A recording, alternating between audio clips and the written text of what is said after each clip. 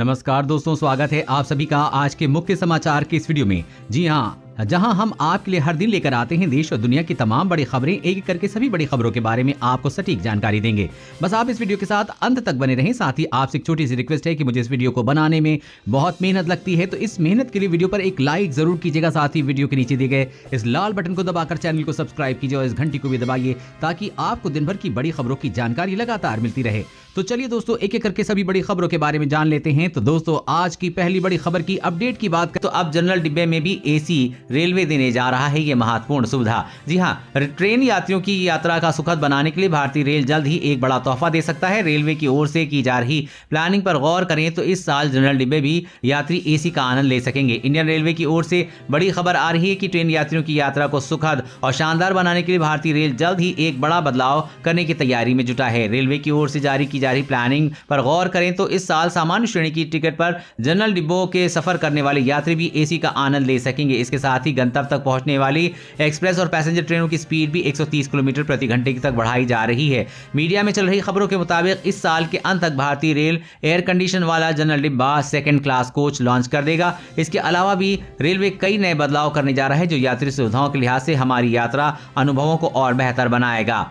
और अगली बड़ी खबर की बात हो, वैक्सीन को लेकर पूरी दुनिया में और बजेगा भारत का डंका। देश में अभी 7 और कोरोना टीकों पर चल रहा है काम। जी हां, भारत में अब टीकाकरण के जरिए कोरोना वायरस के खिलाफ जंग जारी है। देश में फिलहाल 2 वैक्सीन कोविशील्ड और कोवैक्सीन से टीकाकरण अभियान तेज गति से जारी है।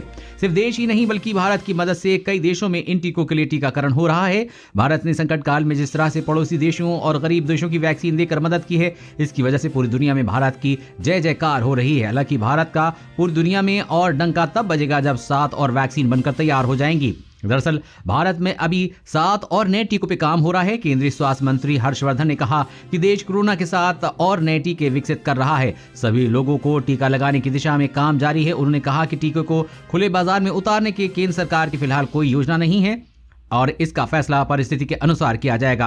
और अगली बड़ी खबर की बात करें, दाल तेल फिर हुए महंगे, आम आदमी का जीना मुश्किल। जी हां, पेट्रोल और डीजल के साथ रसोई गैस की कीमत ने वैसे ही आम आदमी का जीना मुश्किल कर दिया है। अब खाद्य तेलों के साथ दालें एक बार फिर से महंगी होने लगी हैं। इनके महंगे होने के कारण जहां पेट्रोलियम पदार्थों की कीमत को बताया जा रहा है, वहीं जीएसटी में इजाफा होने की संभावना के कारण भी तेल कंपनियों ने कीमतें बढ़ा दी हैं। सोया तेल एक बार फिर से 130 से 140 रुपए, फली तेल 170 रुपए पहुंच गया है। दालें भी महंगी हो गई हैं। देश भर में सबसे ज्यादा खाद्य तेलों में खपत सोया तेल की होती है। जो तेल पिछले साल के अंत में थोक में 105 रुपए के आसपास था, वो अब 125 रुपए हो गया है। इसके बाद इसकी कीमत में कुछ कमी आने लगी थी, लेकिन पेट्रोल डीजल की कीमत में लगातार इजाफा होने के कारण एक बार फिर से सोया तेल महंगा हो गया है। दालों की कीमत भी एक बार फिर से आसमान पर जाने लगी है। जो राहर दाल पिछले साल पहली तिमाही में साल 75 से 80 रुपए तक बिक रही थी, उसने अब 130 रुपए बिकने का रिकॉर्ड बनाया है। कीमतों में बढ़ोतरी का सबसे बड़ा कारण पेट्रोल और डीजल की कीमतें हैं। इसके कारण माल भाड़ा बढ़ गया है। एक तरफ माल भाड़ा बढ़ा है, वहीं जीएसटी का भी असर है। और अगली बड़ी खबर की बात करें तो एसबीआई ने जारी किए नियम, कम बैलेंस पर एटीएम का किया इस्तेमाल तो लगेगा जुर्माना। जी हां, आपके साथ कई बार ऐसा हुआ होगा कि जब एटीएम से कैश निकालने की कोशिश की तो लेकिन कम बैलेंस होने की वजह से ट्रांजैक्शन फेल हो गया। अब तक तो आपकी ये गलती माफ कर दी जाती थी, लेकिन अगर अब आप एसबीआई के एटीएम से कैश निकालने पर फिर से गलती कर देते हैं तो ये आपकी जेब पर भारी पड़ेगा। एसबीआई के नए नियमों के मुताबिक अगर आपने खाते में जमा रकम से ज्यादा कैश एसबीआई के एटीएम से निकालने की कोशिश की तो आपको 20 रुपए और जीएसटी बतौर जुर्माना देना होगा। भले ही आपसे गलती से हुआ हो, लेकिन ये गलती आपको भारी पड़ेगी। अगर लो बैलेंस के अलावा किसी और वजह से ट्रांजैक्शन फेल हुआ है तो एसबीआई चार्ज नहीं वसूलेगा। जुर्माने से बचने के लिए आप अपने खाते में जमा राशि की जानकारी रखें। अगर जानकारी नहीं है तो अकाउंट बैलेंस जानने के लिए एसबीआई की बैलेंस चेक सर्विस का इस्तेमाल करें। और अगली बड़ी खबर की बात करें तो अप्रैल से हर कार में जरूरी होगा ये फीचर, नहीं तो कटेगा भारी चालान। जी हां, भारत सरकार सड़क हादसों में कमी लाने के लिए और सड़कों पर दौड़ रहे वाहनों को ज्यादा से ज्यादा सुरक्षित बनाने की दिशा में काम कर रही। ऐसे में आगामी 1 अप्रैल से हर कार में एयरबैग लगाना जरूरी होगा। कारों में वैसे तो कई एयरबैग होते हैं जिसमें फ्रंट सीट पर एयरबैग्स और रियर पैसेंजर सीट एयरबैग शामिल हैं, लेकिन इनमें अप्रैल महीने से सिर्फ फ्रंट सीट पैसेंजर के लिए एयरबैग्स को अनिवार्य किया गया है। खास बात में यह है कि आपकी कार में अगर फ्रंट सीट एयरबैग्स नहीं लगा होगा तो आपकी कार का भारी भरकम चालान कटेगा। दरअसल भारत में हर साल लाखों की संख्या में सड़क हादसे होते हैं जिनमें बहुत सारे लोगों को अपनी जान गंवानी पड़ती है। ऐसे में सरकार लोगों की सुरक्षा को ध्यान में रखते हुए ये नियम ले रही है। अगर आपकी कार पुरानी है और उसमें फ्रंट सीट एयरबैग्स नहीं दिया गया है तो इसके लिए सरकार ने 31 अगस्त तक का समय दिया है। ऐसे में आपको इस डेडलाइन से पहले ही कार में एयरबैग्स लगवाना पड़ेगा। अगर आपने नई कार खरीदी है तो इसके लिए आपको 1 अप्रैल से पहले ही एयरबैग्स लगवाना पड़ेगा। अगर आपकी कार में चेकिंग के दौरान फ्रंट सीट एयरबैग्स नहीं मिल पाता है तो कार पर भारी भरकम चालान किया जा सकता है।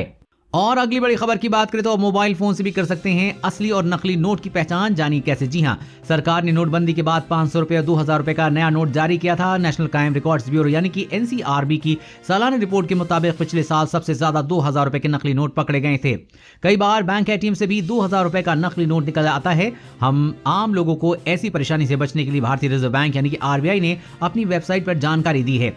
भारतीय करेंसी नोटों की पहचान करने के लिए आरबीआई का मोबाइल ऐप मणि को आप गूगल प्ले स्टोर से डाउनलोड कर सकते हैं और मणि के जरिए आसानी से नोटों की पहचान की जा सकती है। ये एप्लीकेशन नोट के आगे और पीछे के हिस्से की जांच करके बताती है कि ये नोट असली है या नकली, और ये खास ऐप ऑडियो नोटिफिकेशन के जरिए इस बात की भी जानकारी देता है कि नोट कितने का है। और अगली बड़ी खबर की बात करें तो सिंघू बॉर्डर पर बना कच्चा घर दिखाकर बोले राकेश टिकैत हाईवे पर गांव बसाएंगे। जी हां, किसान आंदोलन को 100 दिन से ज्यादा का वक्त बीत चुका है। पिछले साल नवंबर से किसान दिल्ली की सीमाओं पर डेरा डाले हुए हैं। नवंबर से मार्च तक आ गया है लेकिन कृषि कानूनों को लेकर गतिरोध अभी खत्म नहीं हुआ है। गतिरोध फिलहाल खत्म होते नजर नहीं आ रहा है क्योंकि सरकार और किसानों के बीच बातचीत भी नहीं हो रही है। इस बीच किसान नेता रैलियों और महापंचायतों के जरिए आंदोलन के लिए समर्थन जुटा रहे हैं। वहीं सरकार का ध्यान भी अब आगामी 5 राज्यों में चुनाव की तरफ मुड़ गया है। इतना वक्त बीतने के बाद भी किसानों की वही मांग है जो नवंबर में थी कि सरकार तीनों कृषि कानूनों को वापस ले। इस मुद्दे पर किसान नेता राकेश टिकैत से बातचीत में जब पत्रकार ने पूछा कि गर्मियां आने वाली हैं और आपने ये कच्चे मकान बनाना शुरू कर दिए हैं,